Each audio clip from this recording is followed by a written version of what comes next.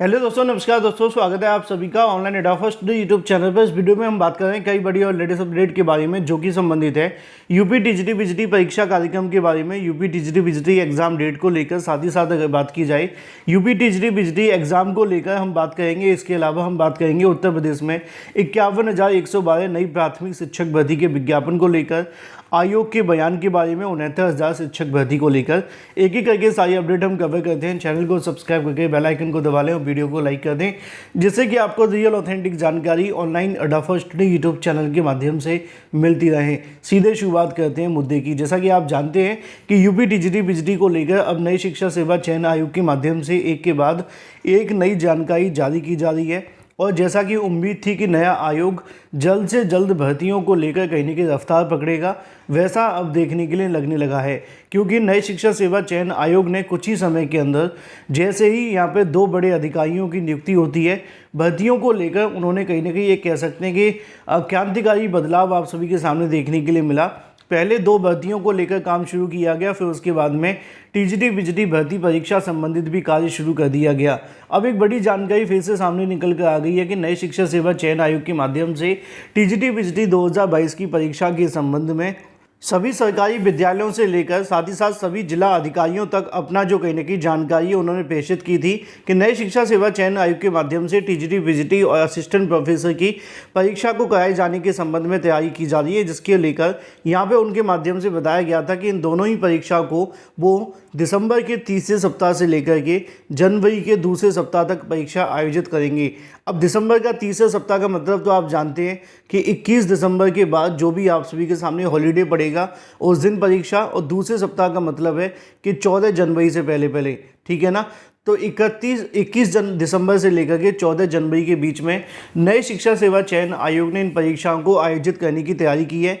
जिसके मुताबिक एक बात तो कंफर्म है कि ये परीक्षा जो आपकी देखने के लिए मिलेगी उसमें आपको ज़्यादा समय का इंतज़ार नहीं मिले, यानी कि ज़्यादा लंबा समय नहीं मिलेगा परीक्षा के लिए। इन 3 सप्ताह के अंदर अंदर आप सभी की परीक्षा हो जाएगी, यानी कि कम से कम 20-22 दिन का समय आप सभी के पास है। अब सवाल ये देखने के लिए मिल रहा था कि ये जो परीक्षा है क्या ये सच में इस तारीख पे हो सकती है कि नहीं। तो बहुत सारे अभ्यर्थी अभी भी इस बात को लेकर कंफ्यूज हैं कि अगर परीक्षा इतनी जल्दी हो जाएगी तो हमें तैयारी के लिए समय नहीं मिलेगा। मुझे पता है कि आप बहुत सारे ऐसे अभ्यर्थी भी होंगे जो कहेंगे कि सर हमें तो तैयारी करने की कोई आवश्यकता नहीं है, लेकिन बहुत सारे अभ्यर्थी हैं जिनका कल ही से कमेंट आना शुरू हो गया कि हमें तैयारी करने के लिए समय नहीं मिला। जबकि बताया जाता था पहले कि आप लोग तैयारी करिए, तो ये अभ्यर्थी कहते थे परीक्षा जो अभी नहीं होगी। अब दिक्कत ये है कि जब परीक्षा होने का समय आया तो अभ्यर्थियों को तैयारी की चिंता सताने लगी है। लेकिन मुद्दे की बात यह है कि टीजीटी बिजली 2022 को लेकर अब आयोग ने अपना मन बना लिया है और उनके माध्यम से ये बात कंफर्म कर दी गई है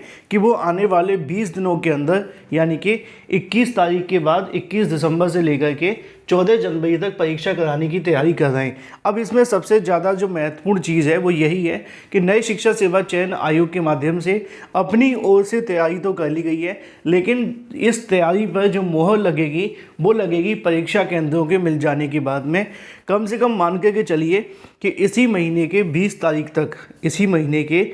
तारीख तक पूरे यूपी के 75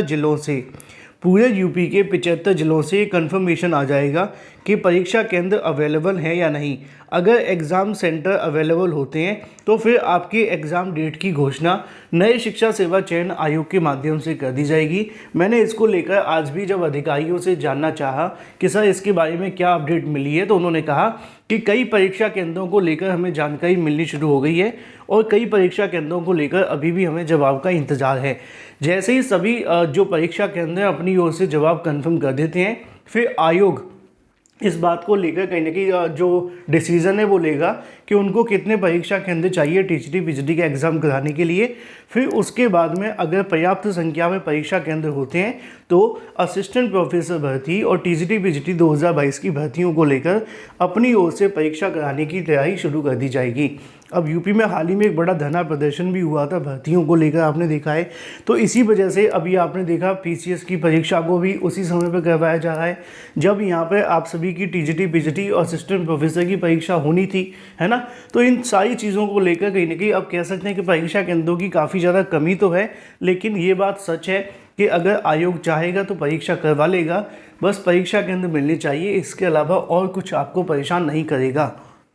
अब सवाल ये आता है कि परीक्षा कब तक हो सकती है, कौन सी तारीख को हो सकती है। तो 20 से लेकर अगर बात की है तो 22 दिसंबर या फिर 29 दिसंबर से लेकर के जनवरी का कोई भी संडे निकाल करके देख लीजिए, इन पे परीक्षाएं आयोजित की जा सकती हैं। अब डिपेंड करेगा कि कोई परीक्षा आपस में क्लैश ना करे, क्योंकि बहुत सारी ऐसी परीक्षाएं भी हैं जो आपस में क्लैश होने की समस्या देखने के लिए मिलेगी इतने कम समय में जब परीक्षा होगी। तो अब ये तो बात हो जाती है टीजीटी और पीजीटी को लेकर, बाकी तारीखें अभी संभावित हैं, ऑफिशियल तभी आएंगी जब आपके परीक्षा केंद्रों का कंफर्मेशन मिल जाएगा। बात कर लेते हैं उत्तर प्रदेश के अंदर 51,112 यूपी नई प्राथमिक शिक्षक भर्ती के विज्ञापन को लेकर।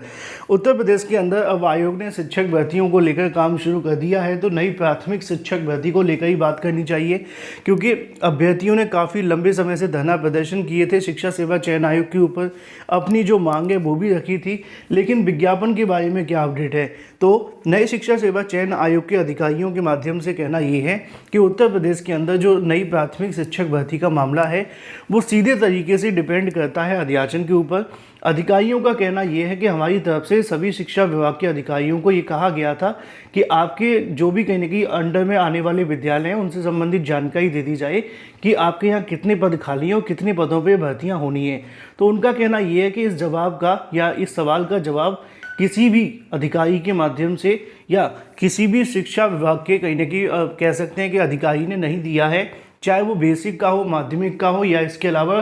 कोई भी शिक्षा विभाग जिसकी भर्ती नई शिक्षा सेवा चयन आयोग को करनी है। तो ऐसे में इन दोनों भर्तियों को लेकर कोई जवाब नहीं मिला है। इस वजह से अभी नई प्राइमरी शिक्षक भर्ती के विज्ञापन के लिए अध्याचन आने के बाद ही कुछ कहा जा सकता है कि कब तक विज्ञापन जारी हो पाएगा। तो ये है पूरी अपडेट नए शिक्षा सेवा चयन आयोग की। अब बात कर लेते हैं 69,000 शिक्षक भर्ती को लेकर। 69,000 शिक्षक भर्ती मामले पर एक बार फिर से सुनवाई के लिए जो समय वो नज़दीक आता जा रहा है, क्योंकि जानकारी देखने के लिए मिली थी कि 19 तारीख को आप सभी की सुनवाई देखने के लिए मिलेगी। बाकी जैसे ही इसको लेकर कोई नया अपडेट आएगा वो तो मैं आपको दे दूंगा, लेकिन मुद्दे की बात यह है कि अगर 19 तारीख को सुनवाई होती है तो क्या ये मामला फाइनल हो पाएगा या एक बार फिर से तारीख पर तारीख मिल जाएगी, क्योंकि पिछली 2 बार से 69,000 शिक्षक भर्ती में सिर्फ तारीख ही मिल रही है, कुछ हुआ नहीं है। 3 महीने का समय धीरे धीरे करके बीत गया है और 3 महीने में सिर्फ 3 तारीखें मिली हैं और सुप्रीम कोर्ट में ज़्यादा कुछ अभी तक हुआ नहीं है। अगर इसी तरीके से मामला चलता रहा तो निश्चित तौर पर मामले के लिए अभ्यर्थियों को लंबा इंतज़ार करना पड़ेगा। लेकिन अगर सरकार और अधिकारी चाहें तो इस मामले को जल्द से जल्द क्लियर करवा सकते हैं सुप्रीम कोर्ट में अपना जवाब दाखिल करके, लेकिन सरकार ने अभी तक अपना जवाब भी दाखिल नहीं किया है इस मामले पर। Thank you for watching this video.